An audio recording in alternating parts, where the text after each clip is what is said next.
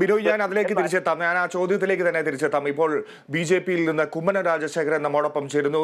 ശ്രീ കുമ്മനം രാജശേഖരൻ, ഇത് കേരളം കണ്ടിട്ടില്ലാത്ത കാഴ്ചയാണ്, ഒരിക്കലും കാണാൻ ഇടവരുതേ എന്ന് പ്രതീക്ഷിക്കുന്ന കാഴ്ചയാണ്.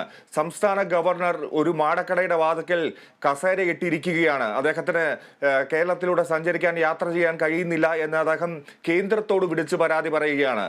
എന്താണ് മനസ്സിലാക്കേണ്ടത്? അല്ല, ഒരു ഗവർണർക്ക് നടുറോഡിൽ യഥേഷ്ടം നിർബാധം യാത്ര ചെയ്യാൻ കഴിയാത്തൊരവസ്ഥയിൽ തന്റെ സഞ്ചാര സ്വാതന്ത്ര്യം നേടിയെടുക്കാൻ ഒരു റോഡിൽ സമീപത്ത് കുത്തിയിരിക്കേണ്ടി വരികയും ചെയ്യുക എന്ന് പറയുന്നത് ഈ നാടിന്റെ ദുരവസ്ഥയാണ് ചൂണ്ടിക്കാണിക്കുന്നത്. നമ്മുടെ നാടിന്റെ ഒരു ഗവർണർക്ക് ഈ അവസ്ഥയാണെങ്കിൽ നമുക്ക് സാധാരണ ജനങ്ങളുടെ അവസ്ഥ എന്താണ്?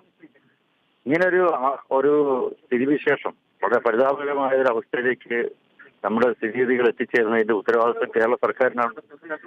ഇവിടെ നമ്മൾ രണ്ട് യാത്രകൾ കാണുന്നതാണ്. ഒന്ന് മുഖ്യമന്ത്രിയുടെ യാത്രയും അതുപോലെ തന്നെ ഗവർണറുടെ യാത്രയും. ഗവർണർക്ക് ഈ കേരളത്തിൽ യഥേഷ്ടം അദ്ദേഹത്തിന് സ്വതന്ത്രമായി സഞ്ചരിക്കാനുള്ള സ്വാതന്ത്ര്യം വേണ്ടത്. അത് നേടിയെടുക്കാനാണ് അദ്ദേഹം ശ്രമിക്കുന്നത്. അത് ഭരണഘടനാദത്തമായ അദ്ദേഹത്തിന്റെ അവകാശമാണ്, സ്വാതന്ത്ര്യമാണ്. അത് നേടിയെടുത്ത് കൊടുക്കേണ്ടത് ഈ ഭരണകർത്താക്കളാണ്, ഈ കേരളം ഭരിക്കുന്നവരാണ്, പോലീസാണ്. ആ പോലീസ് സംവിധാനം അത് ചെയ്യുന്നില്ല. അവർ നോക്കുകുത്തികളായി മാറി നിൽക്കുകയാണ്. യഥേഷ്ടം ആർക്കും തിരിക്കാം, തടയാം, എന്തും മുദ്രാവാക്യവും വിളിക്കാം, എന്തും ചെയ്യാം എന്നൊരവസ്ഥ വന്നാൽ അതിൽ നിന്നും ഒരു വിമുക്തി നേടിയെടുക്കേണ്ടതും ആ പ്രശ്നത്തിന് ഒരു പരിഹാരം ഉണ്ടാക്കിയെടുക്കേണ്ടതും അദ്ദേഹത്തിന്റെ ഒരു ആവശ്യമായി തീർന്നിരിക്കുകയാണ്. വാസ്തവത്തിൽ കേരള ജനതയുടെ ആവശ്യമാണ്. ഒരു ഗവർണർക്ക് ഇങ്ങനൊരു അവസ്ഥ ഉണ്ടാകുമെങ്കിൽ സാധാരണ ജനങ്ങൾക്ക് വരുംകാലങ്ങളിൽ വരാൻ പോകുന്ന വലിയ വിപത്തുകളെ അദ്ദേഹം മുൻകൂട്ടി കണ്ടുകൊണ്ട് തന്നെയാണ് ഇങ്ങനെ ഒരു പ്രതിഷേധത്തിന് അദ്ദേഹം തയ്യാറാകുന്നത്. തീർച്ചയായിട്ടും അദ്ദേഹത്തിന്റെ ഓടൊപ്പം ഈ നാട്ടിലെ ജനങ്ങളുണ്ട്, ജനാധിപത്യ വിശ്വാസികളായിട്ടുള്ള എല്ലാവരും ഉണ്ട് എന്നുള്ള കാര്യത്തിൽ ഒരു സംശയമില്ല.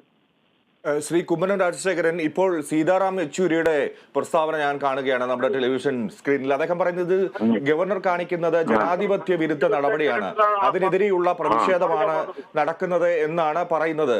അത് അങ്ങനെ തന്നെ ഒരുപക്ഷെ അത് കണ്ണടച്ച് സമ്മതിച്ചു കൊടുക്കുന്നതിന് തുല്യമാണ് ഈ പ്രസ്താവന. അല്ല, അദ്ദേഹം ജനാധിപത്യ വിരുദ്ധമായിട്ട് എന്താ ചെയ്തിരിക്കുന്നത്? അദ്ദേഹം നിയമം കയ്യിലെടുത്തോ? ഇല്ലല്ലോ. അദ്ദേഹം ഇവിടെ ആർക്കെങ്കിലും എതിരായിട്ടോ ആർക്കെങ്കിലും തടസ്സം സൃഷ്ടിക്കുന്ന രീതിയിൽ എന്തെങ്കിലും ചെയ്തോ? ഇല്ലല്ലോ. അദ്ദേഹത്തെയാണ് തടസ്സപ്പെടുത്തുന്നത്. അദ്ദേഹത്തിനാണ് നിർബാധം യാത്ര ചെയ്യാൻ വയ്യാത്ത. ഒരുപക്ഷെ യെച്ചൂരി ഉദ്ദേശിച്ചത് ഈ VC നിയമനവുമായി ബന്ധപ്പെട്ടുള്ള കാര്യങ്ങൾ ജനാധിപത്യ വിരുദ്ധമായി പ്രവർത്തിക്കുന്നു, അതിന്റെ ആത്യന്തിക ഫലമാണ് ഈ തെരുവിൽ കാണുന്നത് എന്നായിരിക്കും യെച്ചൂരി ഉദ്ദേശിക്കുന്നത്. ഞാൻ മനസ്സിലാക്കുന്നത് അങ്ങനെയാണ്.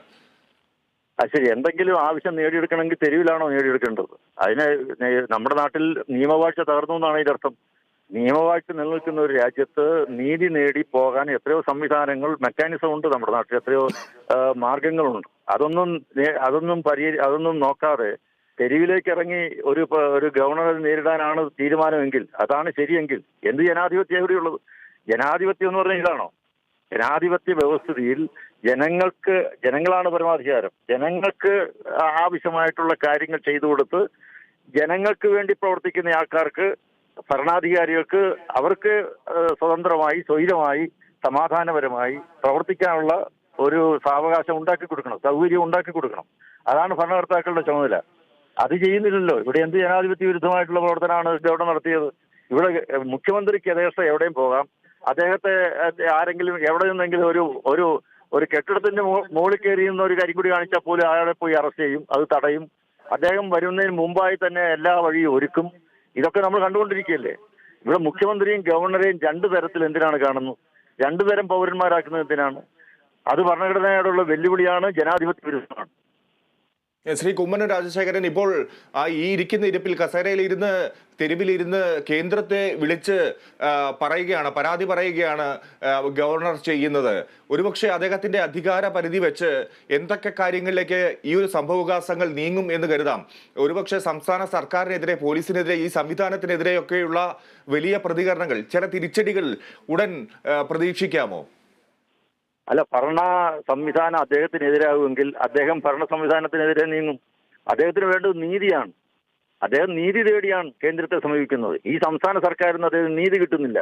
അദ്ദേഹത്തിന് സ്വൈരമായി, അദ്ദേഹത്തിന്റെ ജീവൻ അപകടത്തിലാണ്. അദ്ദേഹത്തെ ഇവിടെ ഒരു ജനാധിപത്യം നിലനിൽക്കുന്ന ഒരു സംസ്ഥാനത്ത് ഒരു ഗവർണർക്ക് പോലും ജീവിക്കാൻ വയ്യാത്തൊരവസ്ഥയാണ്. സ്വതന്ത്രമായി യാത്ര ചെയ്യാൻ പറ്റുന്നില്ല. അദ്ദേഹം പിന്നെ കേന്ദ്രത്തെ അല്ല പിന്നെ ആരെയാണ് സമീപിക്കുക? നമ്മളൊരു ഹൈക്കോടതിയും നീതി കിട്ടിയില്ലേ സുപ്രീം കോടതി പോകാറുണ്ട്. നീതി എവിടെയാണ് കിട്ടുന്നത് വെച്ച് കഴിഞ്ഞാൽ പോകും, അതിന്റെ അടുത്ത ഉന്നത തലങ്ങളിലേക്ക് പോകും. അത് സ്വാഭാവികമാണ്. ഇത് മറ്റൊരു വിധത്തിൽ ഞാൻ ചോദിക്കുകയാണ്, ഗവർണർ ഇങ്ങനെ സംസ്ഥാനത്തിന്റെ ഒരു ഗവർണറല്ലേ, അദ്ദേഹം ഇങ്ങനെ കസേരയിട്ട് തെരുവിലിരുന്ന് പ്രതിഷേധിക്കേണ്ട കാര്യമുണ്ടോ ശ്രീ കുമ്മനം രാജശേഖരൻ? അദ്ദേഹത്തിന്റെ അധികാര വഴികൾ ഉപയോഗിച്ച് ഇതൊക്കെ നിയന്ത്രിച്ച് നിർത്തിക്കൂടെ? എല്ലാ അധികാര വഴികളും മാർഗങ്ങളും അദ്ദേഹം അവലംബിച്ചതാണല്ലോ. അദ്ദേഹത്തിന് നീതി കിട്ടാൻ വേണ്ടി അദ്ദേഹം എത്രയോ നാളുകളോളമായി രണ്ട് കൈയും ഉയർത്തി